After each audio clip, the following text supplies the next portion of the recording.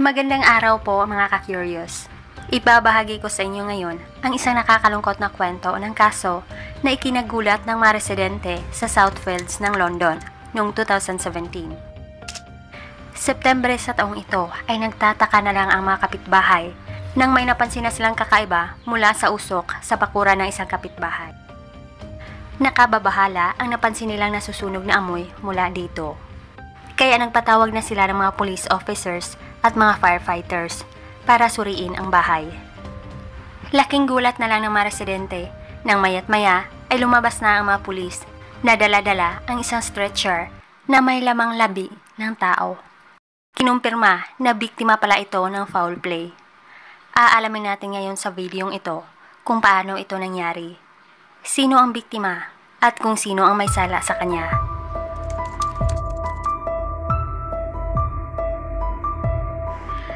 Magsisimula ang kwento natin sa babaeng nagngangalang Sabrina Koider na ipinanganak noong 1983 sa Algeria. Sa murang edad pa lang niya ay nag-migrate na ang pamilya nila sa France.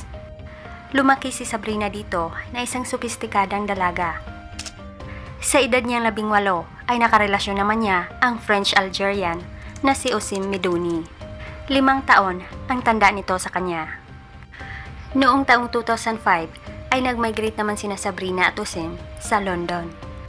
At dito ay nakapagtrabaho naman si Sabrina bilang makeup artist at di kalaunay naging fashion stylist at songwriter.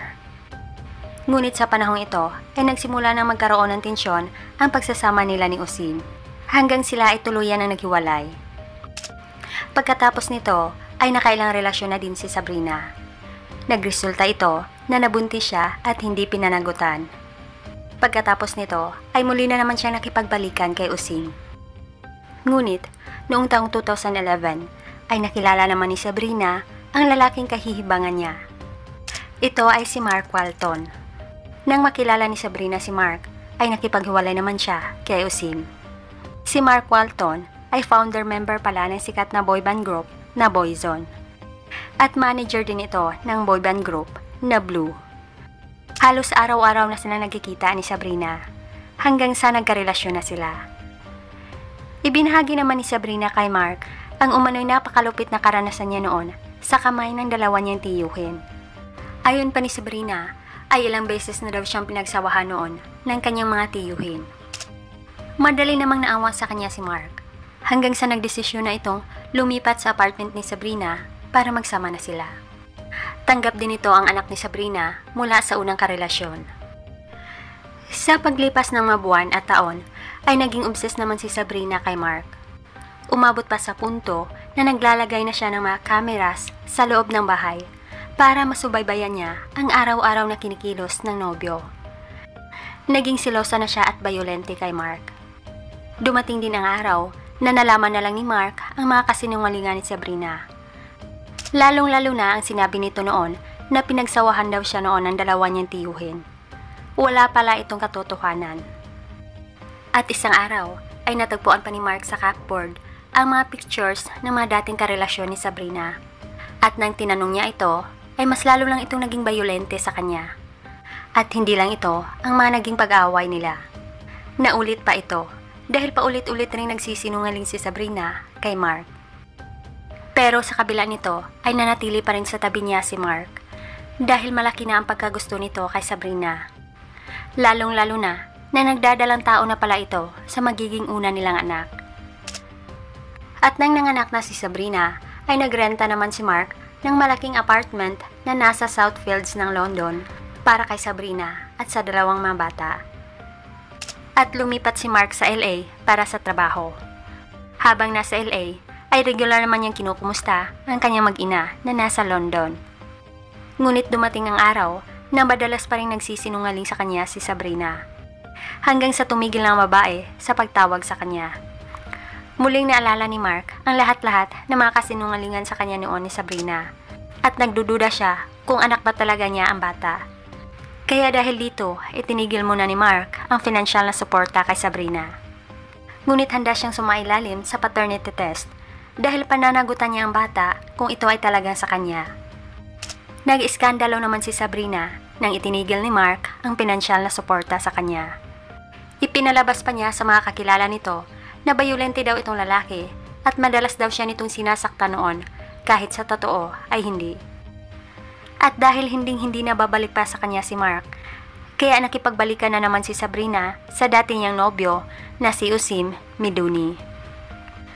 Sa panahong ito, si Osim ay financially stable na. Malaki na ang kinikita dahil isa na itong financial analyst. At tanggap naman ito ang dalawang mga anak ni Sabrina mula sa ibang karelasyon noon. Alam naman ni Osim na obsessed pa rin si Sabrina kay Mark dahil palagi itong binabanggit ng babae sa harapan niya. Ngunit tanggap pa rin niya ito.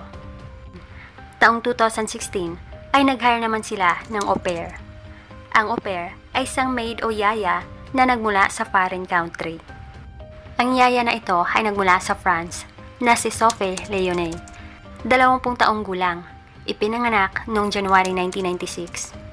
Ayon pa ng pamilya at mga kakilala ni Sophie, ay mailalarawan nila ang dalaga na mahinhin, mahilig sa musika at pag-aalaga ng mga hayop. Mahilig din ito sa mga bata, kaya kumuha din ito noon ng vocational course for childcare. Pagkatapos nito, ay agad na-hire si Sophie sa London para sa mga anak ni Sabrina Koider. Pabor na rin kay Sophie ang oportunidad na ito dahil gusto niya rin palawakin pa ang kaalaman niya sa English language. Madali ding napamahal sa kanya ang mga anak ni Sabrina. Madalas din siyang nakikita ng mga kapitbahay na regular niyang ipinapasyal ang mga bata. At palagi din nila itong nakikita na masaya ang mga bata kapag kasama nila si Sophie.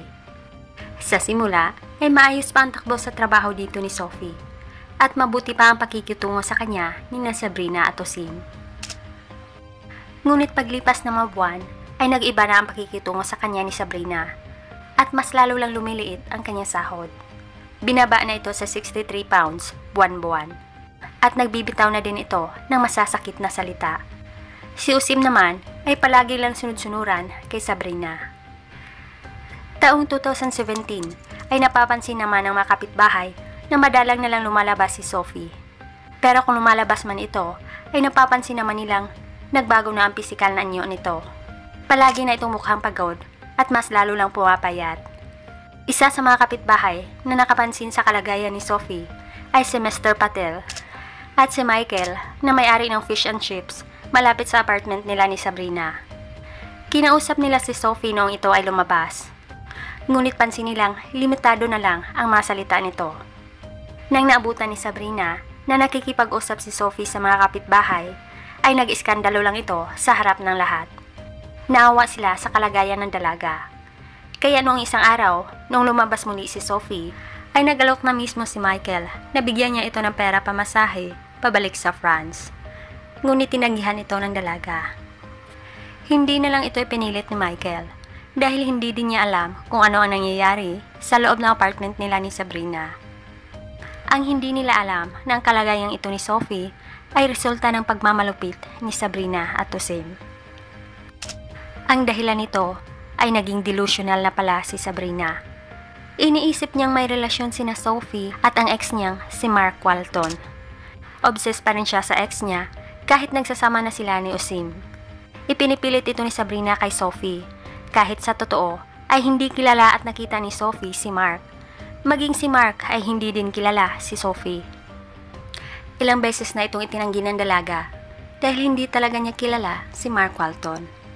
Ngunit hindi pa rin siya tinigilan ni Sabrina. At si Osim ay umaayon lang sa kagustuhan ng nobya. Pinarusahan si Sophie dahil sa umano'y hindi niya pag-amin. Minsan na lang din siyang binibigyan ng pagkain, kaya naging malnourished na si Sophie. Isang araw ay hindi na kinaya pa ng dalaga ang pagmamalupit sa kanya.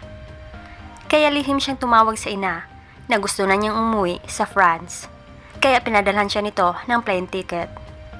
Ngunit sa kasamang palad ay nalaman at nakita ito ni Sabrina. Ang ticket ay sinira ng delusional na babae. Kinuha pa niya ang cellphone ng dalaga at mas lalo lang din nila itong pinagkaita ng pagkain. Kung noon ay nakakatanggap pa si Sophie ng sweldo, sa panahong ito ay wala na maski sentimo. At ikinukulong pa nila ito sa loob ng apartment. Pinaparusahan din nila ang dalaga sa pamamagitan ng mga gamit na makikita lang sa loob, katulad ng electric cables. Binababad pa nila ang dalaga sa loob ng bathtub, sa loob ng mahabang oras. Hindi din nila ito pinapatulog ng ilang araw. Ngunit ang nakababahala ay nirecord pa nila sa kamera ang huling 12 araw ni Sophie, kung paano nila ito pinaparusahan. Dahil gusto pa rin talaga nila itong umamin sa paratang na may relasyon siya kay Mark Walton. September 18, 2017 ay ang huling video recording na pag-picture nila kay Sophie. Napapagod at nananakit na ang buong katawan ng dalaga. Hindi na niya makakaya pa ang pagmamalupit nila. Kaya sa araw na ito ay napilitan na lang siyang umamin sa paratang na kailanman ay hindi nangyari sa buong buhay niya, para tigilan na siya ni Sabrina.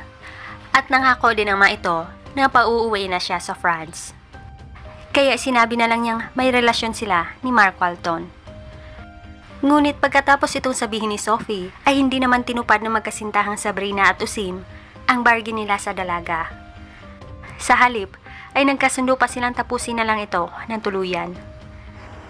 Kaya kinaladkad ito ni Usim papuntang bathtub at sinubsob dito. At nang natuluyan na ito, ay nagawa pa nilang magromansa nila ni Sabrina sa tabi ng bathtub malapit sa biktima nila. Pagkatapos ay tinabi pa nila ito sa loob ng 2 araw. At noong September 20, para wala silang maipalabas sa apartment na ebidensya, ay dinala nila ito sa likod bahay. At gumawa naman sila ng bonfire at itinapon nila ito sa naglalagablab na apoy.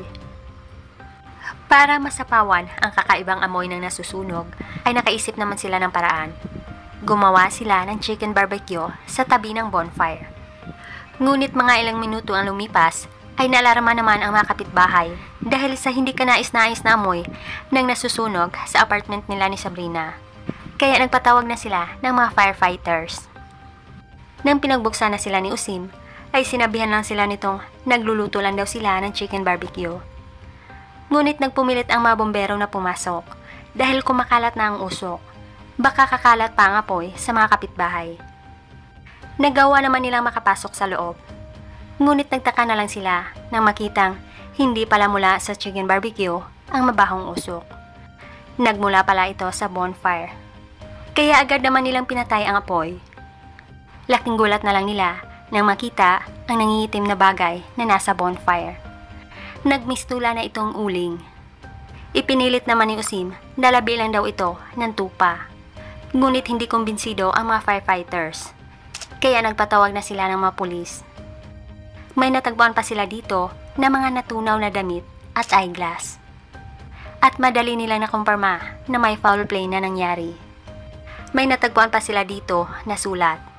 Ito ay sulat mismo ni Sophie Leone. Nakasaad dito na bakit siya. At kinakailangan niya ng agarang tulong para tumigil na sila. Maliban dito ay na-confiscate rin nila ang mga video recordings. Mapapanood dito kung papaano minaltrato physically at emotionally si Sophie. Kahit may clue na sila kung sino ang biktima, ay umabot pa ng mahigit 2 linggo bago na-identify sa DNA test na ito nga ang yaya na si Sophie Leone. Ayon naman sa autopsy report, ay may mga natagpuang biyak ang iba't ibang bahagi ng buto nito.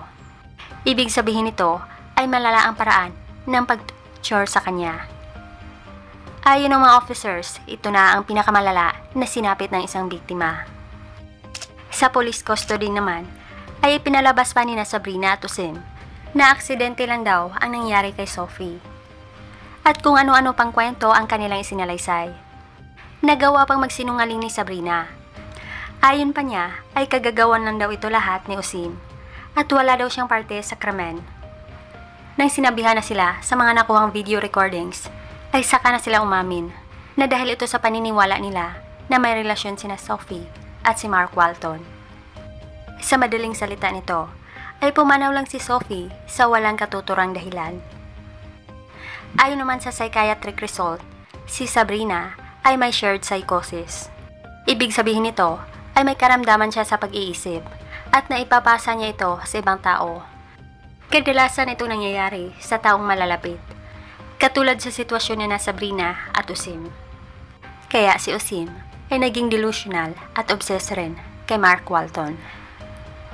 Maliban dito, ay pareho din silang may borderline personality disorder. Isa itong mental illness na naapektuhan ang abilidad ng isang tao kung paano pamamahalaan ang kanilang mga emosyon. Sa kabila nito ay napatunayan pa rin na fit to face trial sila. Sa paglilitis noong March 18, 2018, ay nagtuturoan naman sina Sabrina at Usim kung sino ang may pakana sa lahat. Ngunit noong March 29, 2018, dahil napakarami ng mga ebidensya at marami ang tumistigo laban sa kanila, kaya napatunayan na silang guilty sa kasong murder. Pareho naman silang nakatanggap ng life sentence na parusa na may minimum term na 30 taon. At dito natatapos ang kwento natin kay Sophie Leone. Hanggang dito lamang mga ka-curious. Maraming salamat sa panonood at pakikinig.